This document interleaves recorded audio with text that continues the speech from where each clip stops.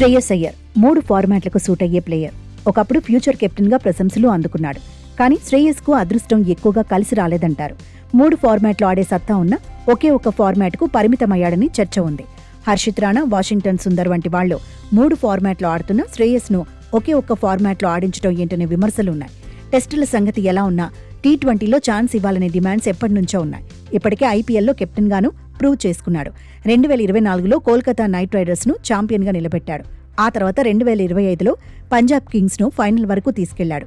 బ్యాటర్గా, కెప్టెన్గా ఆకట్టుకున్నాడు. ఐపీఎల్లో అద్భుతంగా రాణించినప్పుడే టీ20 ఫార్మాట్లోనూ టీమిండియాలోకి తీసుకుంటే బావుండేదని చర్చ జరిగింది. అయితే వన్డేల్లో మాత్రం శ్రేయస్ అయ్యర్ అదరగొడుతున్నాడు. సవాళ్లను ఎదుర్కొని నిలదొక్కున్నాడు. ఇప్పటికే 4వ స్థానంలో ఫిక్స్ అయిపోయాడు. గతేడాది ఇంగ్లాండ్తో వన్డే సిరీస్ నుంచి మరో లెవెల్ చూపిస్తున్నాడు. ఇంగ్లాండ్పై వచ్చిన అవకాశాలను వినియోగించుకుని జట్టులో సెటిల్ అయిపోయాడు. ఆ తర్వాత ఛాంపియన్స్ ట్రోఫీలోనూ సత్తా చాటాడు.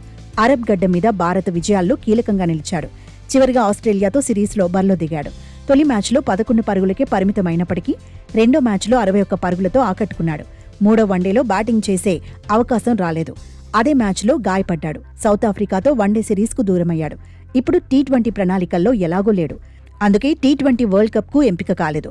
కానీ మున్ముందు మళ్లీ టీ20లో చోటు కోసం వన్డేల్లోనే నిలకడగా పరుగుల మోత మోగించాలని ఎక్స్పర్ట్స్ సూచిస్తున్నారు. గాయం నుంచి కోలుకొని వచ్చిన శ్రేయస్ ఇప్పుడు న్యూజిలాండ్పై ఇరగదీయాలంటున్నారు. అయితే టెస్టుల్లోనూ అయ్యర్కు ఛాన్స్ ఇవ్వాలనే చర్చ ఉంది. మిడిల్ ఆర్డర్లో అయ్యర్ ఆడితే భారత జట్టుకే అడ్వాంటేజ్ అవుతుందని ఎక్స్పర్ట్స్ అభిప్రాయపడుతున్నారు. రోహిత్ శర్మ, విరాట్ కోహ్లీ లేని లోటు పూడ్చటానికి శ్రేయస్ను జట్టులోకి తీసుకోవాలని మాజీలు అంటున్నారు. అద్భుతమైన టాలెంట్ ఉన్నప్పటికీ సరిగా అయ్యర్ను వినియోగించుకోవటం లేదంటున్నారు. ఇక లాంగ్ ఫార్మాట్లో శ్రేయస్ చివరిగా 2024లో బరిలో దిగాడు. విశాఖలో ఇంగ్లాండ్తో మ్యాచ్లోనే ఆడాడు. టీ20లో మాత్రం చివరిగా 2023లో టీమిండియా తరపున బరిలో దిగాడు. బెంగళూరులోనే చివరి మ్యాచ్ ఆడాడు.